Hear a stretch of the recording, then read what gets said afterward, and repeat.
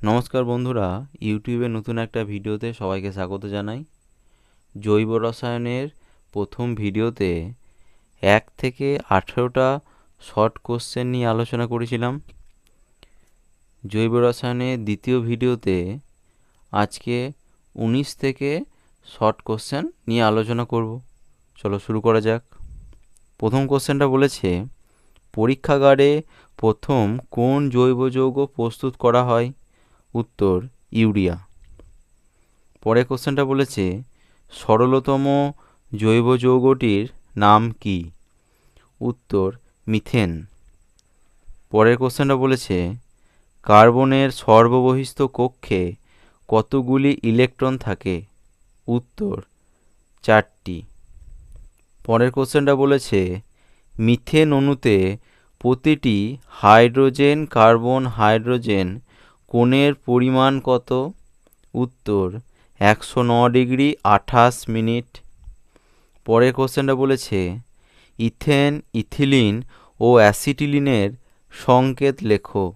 উত্তর ইথেনের সংকেত C2H6, ইথিলিনের সংকেত C2H4 এবং অ্যাসিটিলিনের সংকেত C2H2।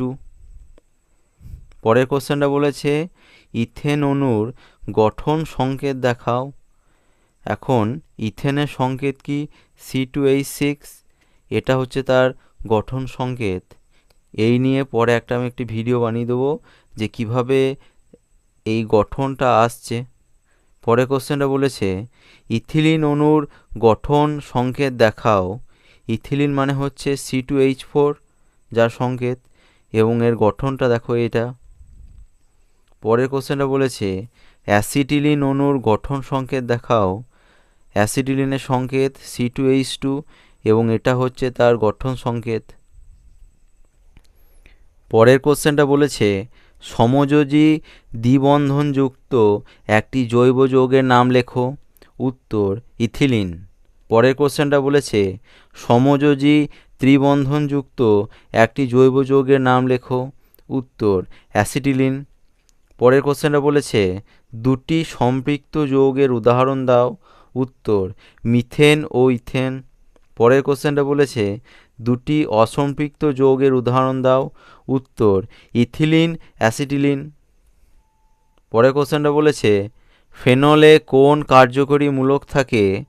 উত্তর হাইড্রক্সিল মূলক যার সংকেত বন্ড OH। পরের কোশ্চেনটা বলেছে, অ্যাসিটিক অ্যাসিডে কোন কার্যকরী মূলক থাকে? উত্তর কার্বক্সিল মূলক যার সংকেত বন্ড COOH। পরের কোশ্চেনটা বলেছে, CH3CH2OH এর কার্যকরী মূলকগত সমাবয়বটির সংকেত লেখো। CH3 বন্ড ও বন্ড CH3। পরের কোশ্চেনটা বলেছে, CH3CH2CH2OH এর অবস্থানগত সমাবয়বটির সংকেত লেখো। উত্তর CH3CHOH CH3, যেটাকে আমি এভাবেও লিখতে পারি